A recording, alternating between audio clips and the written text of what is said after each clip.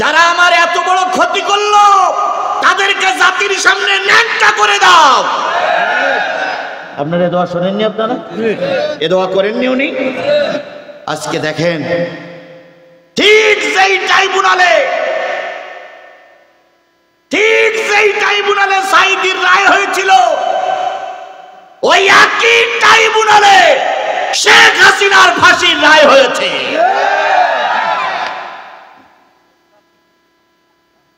একই ট্রাইব্যুনালে সাবেক স্বরাষ্ট্রমন্ত্রী আসাদুজ্জামান কামাল, তারও রায় হয়েছে। জাতি এখন দেখতে চায় যেই আদালতের রায়ে আল্লামা সাঈদীকে 13 বছর জেলে রাখা হয়েছিল, ওই কোর্টের রায় যেন আমরা আমাদের সামনে চোখে দেখে যেতে পারি। আমাদের দেশের একজন নেতা আছে, তিনি বলেছেন যে যেই কোর্টে মুক্তিযোদ্ধাদের পক্ষে বিচার করে যুদ্ধ অপরাধীর রায় কার্যকর করা হলো, ওই কোর্টে শেখ হাসিনার রায়টা আমরা ভালো বলে মনে করছি না। ওনারা সেটা মেনে নিতে পারিনি। আমরা স্পষ্ট করে বেলকুচির মাটির থেকে বলছি, যদি আপনি এই রায় মেনে না নেন, এটা 18 কোটি মানুষের মনের রায়। যদি আপনি মেনে না নেন, তাহলে শেখ হাসিনা যে পথে গেছে আপনিও সেই পথে চলে যান। আপনার মতন নেতা আমাদের বাংলাদেশে দরকার নয়। তাহলে রুকু করব কার জন্য? আরেকটু জোরে বলেন। আল্লামা সাঈদী 50-52টা বছর তাফসীর করেছে।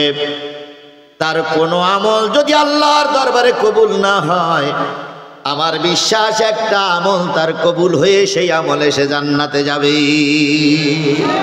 সেটা কোন আমল? সেটা হলো আওয়ামী লীগ সরকার যখন ক্ষমতায়, বাংলাদেশ জামাত ইসলামের 3 জন এমপি ছিলেন জাতীয় সংসদে, তার ভিতরে একজন ছিলেন আল্লামা সাঈদী। তিনি লক্ষ্য করলেন যত এমপি ভিতরে ঢোকে সব এমপিরা মাথাগুলো নিচু করেই ঢোকে। রুকু করা মানে কি বললাম? ঝুঁকে পড়া। সব এমপিরা মাথা ঝুঁকাই স্পিকারকে রুকু করে, স্পিকারের কাছে মাথা নিচু করে জাতীয় সংসদে ঢোকে। আল্লামা সাঈদী বাগের বাচ্চা, তিনি চিন্তা করলেন এরা নির্ভুল, এরা নিঃসন্দেহ একটা শিরক। নিঃসন্দেহ কি? আর এরা মুসলিম দেশ, 5.5 লক্ষ মসজিদে দৈনিক আযান হয়, এদেশে শিরক বেদাত চলবে না। উনি দাঁড়াই বললেন, মাননীয় স্পিকার, আমার এই মা কপালটা নত হবে কার কাছে? ইয়া আইয়ুহাল্লাযীনা আমানু রুকাউ আসজুদু, আমি রুকু করব আল্লাহর জন্য, সিজদা করব আল্লাহর জন্য। কিন্তু এখন দেখতেছি আমরা যারা ঢুকি আপনাকে রুকু করে মাথা নিচু করে ঢুকতে হয়। এটা একদম নির্ভেজাল একটা কি শিরক। আমি এটা চাচ্ছি না। স্পিকার সাহেব বললেন, হুজুর আপনি একটা লিখিত দরখাস্ত করেন। লিখিত দরখাস্ত করা হলো, ভোটাভুটির মাধ্যমে সেই দরখাস্ত মঞ্জুর হলো।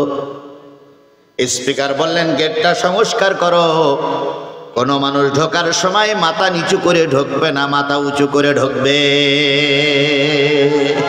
এই যে তার জীবনের সবচেয়ে বড় একটা ভালো কাজ করে গেছেন, এই কাজের ওসিলায় আল্লাহ যেন তাকে জান্নাতুল ফেরদাউস দান করে। তাহলে রুকু করব কার জন্য? 2 নম্বর আসজুদু, সিজদা করো। সিজদা করা মানে হলো মাথাটা একেবারে মাটির সঙ্গে লাগায় দেওয়া। কার জন্য? আরো জোরে বলেন। আসজুদু ওয়াবুদু রাব্বাকুম, যত ইবাদত হবে সব রবের জন্য। ওয়াফআলুল খায়রা লাআল্লাকুম তুফলিহুন, ভালো ভালো কাজ করো, আল্লাহ পাক সফলতা দান করবে। তাহলে প্রথম কি? রুকু। 2 নম্বর সিজদা। 3 নম্বর গোলামি কার? 4 নম্বর ভালো ভালো কাজ করো, পুরস্কার দেবেন কে? আরেকটু জোরে বলেন, পুরস্কার দেবেন কে? তাহলে রুকু করব কার জন্য? সিজদা করব কার জন্য? ইবাদত গোলামি হবে কার জন্য? ভোট দেওয়া ফরজ, আবার ভোট দেওয়া হারাম। যে ভোট দিলে একজন জালেম ফাসিক ক্ষমতায় যায়, সেই ভোট থেকে যদি ভোট দেওয়া না যায় বিরত থাকতে হবে। আর আপনার একটা ভোটে যদি কোরআন জাতীয় সংসদে যায় ওই ভোটটা আপনার জন্য ফরজ। ভোট দেওয়া হারাম, আবার ভোট দেওয়া কি দুইটা আছে বলে। আপনি ফরজ আদায় করতে পারছেন না, দেখতেছেন ভোট দিলি জালেমেরা ক্ষমতায় যাবে, এরা কোরআন বিদ্বেষী, ভোট থেকে বিরত থাকুন। আবার দেখতেছেন একটা ভোটের কারণে একটা কোরআনের পাখি ফেল করতে পারে, যদি হামাগুড়ি দিয়েও যেতে হয় তবু ভোট কেন্দ্রে যান। একটা হচ্ছে কোরআন বাঁচানোর জন্য, আর একটা হচ্ছে কোরআন ক্ষতি থেকে হেফাজত পাওয়ার জন্য। আল্লাহ আমাদের বোঝার তৌফিক দান করুক। আরেকটু জোরে বলেন আমিন, আরো জোরে বলেন আমিন। তাহলে সেজদা করব কার জন্য? আরো জোরে বলেন আফালুল খায়রা লাআল্লাকুম তুফলিহুন। ভালো ভালো কাজ করো, আশা করা যায় আল্লাহ পাক সফলতা দান করবে। আচ্ছা, এখন যদি একটু ইন্টারভিউ নেই, রাগ করবেন আপনারা? এশার নামাজ পড়িয়েছেন কারা কারা? হাত তোলেন তো। আল্লাহু আকবার। 3 ভাগের মনে হয় 10 আনা 6 আনা। আচ্ছা, আজকে সারা রাত আপনি ওয়াজ শুনলেন, কালকেও শুনবেন, এশার নামাজ পড়েননি। সব নামাজ সব ওয়াজ দিয়ে একক তো নামাজের সমপরিমাণ হবে? এই কথা বলেন হবে? তাহলে আমাদের বুঝতে হবে নামাজের বিকল্প কিচ্ছু নাই। তবে যারা পড়ুনি অধিকাংশ দেখলাম যুবক, ও যুবক, তোমার মতন মানুষও কত মারা যায়, তোমার মতন কত মানুষ কবরে চলে গেল। এই জন্য আজকের থেকে নিয়ত করো, আগামীকাল থেকে আর নামাজ ছেড়ে দেব না। আজকে পর্যন্ত যে গুনাহ করেছো আমি সাদা কাগজে লিখে দিতে পারি, তুমি যদি তওবা করে ফিরে আসো, কালকের থেকে যদি নামাজ পড়ো, আজকে পর্যন্ত যে পাপ করেছো সব পাপ আল্লাহ মাফ করে দেবে। আমার ভাইয়েরা, কিয়ামতের দিন মুসিবতের কালে আল্লাহ রাব্বুল আলামিন বলবেন, আমার সামনে যত লোক আসছো নামাজি আর বেনামাজি আলাদা হয়ে যাও। যারা রুকু করেছো, সিজদা করেছো, আমার গোলামি করেছো, তারা এক পাশে যাও। আর যারা রুকু করুনি, সিজদা করুনি, তারা আর এক পাশে চলে যাও। এবার 2 পাশে হয়ে যাবে। এবার ফেরেশতা যেই বলবে, আল্লাহ রুকুকারীদের সঙ্গে একদল রুকু করে না, তারাও ঢুকে পড়িস। আপনার ডাইন সাইড সব নামাজি, কিন্তু ওর ভিতরে বেনামাজিও আছে। আযাব হবে, কবরে কৈফিয়ত দেওয়া লাগবে। এই বিশ্বাস যাদের অন্তরের ভিতরে ঢুকেছে, যারা ঈমানদার, ঈমান আনার পরে সর্বপ্রথম যে কাজটা করবে সেটা হলো রুকু করো। কি করো?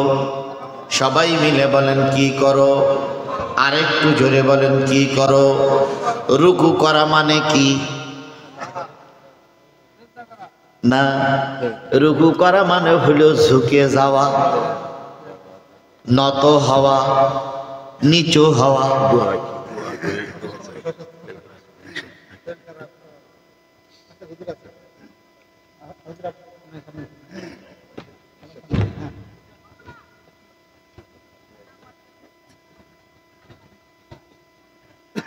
রুকু করা মানে কি হওয়া? ঝুঁকে যাওয়া, নিচু হওয়া, মাথাটা নয় দেওয়া, মাথাটা নিচু করা। কার জন্য? আরেকটু জোরে বলেন কার জন্য? তাহলে ঈমানদারদের প্রথম নসিহত, আমার এই মাথা, আমার এই কপাল কারোর কাছে নত হবে না। কার কাছে ছাড়া?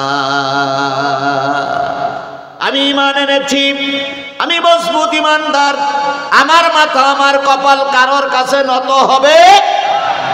এই নিয়তের পরে যদি আপনি টিকে থাকতে পারেন তাহলে আপনি ঈমানদার।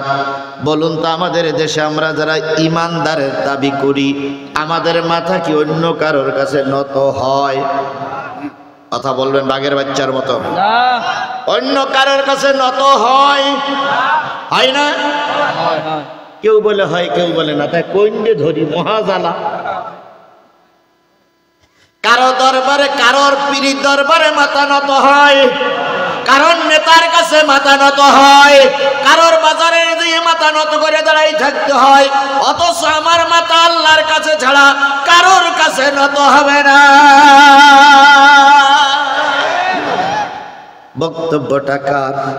আপনি যদি ঈমান এনে থাকেন, হতে পারেন আপনি আওয়ামী লীগ, আপনি ঈমান এনেছেন, হতে পারেন আপনি বিএনপি, আপনি ঈমান এনেছেন, হতে পারেন আপনি জামাত, আপনি ঈমান এনেছেন, হতে পারেন আপনি চরমনাই, আপনি ঈমান এনেছেন, হতে পারেন আপনি খেলাফত মজলিস, খেলাফত আন্দোলন, হতে পারেন আপনি তাবলীগ, কিন্তু আপনার মাথাটা কারোর কাছে ছাড়া নত হবে না। আপনি ঈমানদার মাথা নত করবেন কার জন্য? আমরা কেউ নেতার কাছে দিয়ে মাথা নত করি, কেউ বা নেত্রীর কাছে দিয়ে মাথা নত করি, কোন কোন মুরিদ আছে পীরের দরবারে যেয়ে রুকু করে।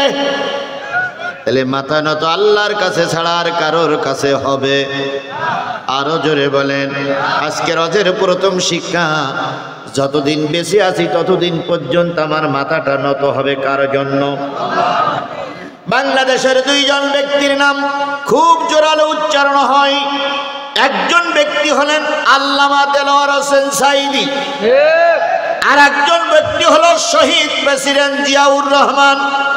শহীদ প্রেসিডেন্ট জিয়াউর রহমানের নামটা এই জন্য বেশি উচ্চারিত হয়, শহীদ প্রেসিডেন্ট জিয়াউর রহমান ক্ষমতায় থাকা অবস্থায় তিনি মক্কা শরীফ, মদিনা শরীফে হজে গিয়েছিলেন। হজে গিয়ে দেখলেন হাজিদের বিরাট সমস্যা, শুধু রোজ আর রোজ। এই তিনি বাংলাদেশের মাটি নিয়ে, বাংলাদেশের কিছু নিম গাছের চারা নিয়ে মদিনার আনাচে কানাচে, মক্কার আনাচে কানাচে লাগাইছে। তিনি একটা ভালো কাজ করে গেছে, এই জন্য মানুষ তাকে কিয়ামত পর্যন্ত স্মরণে রাখবে। কথা বলেন।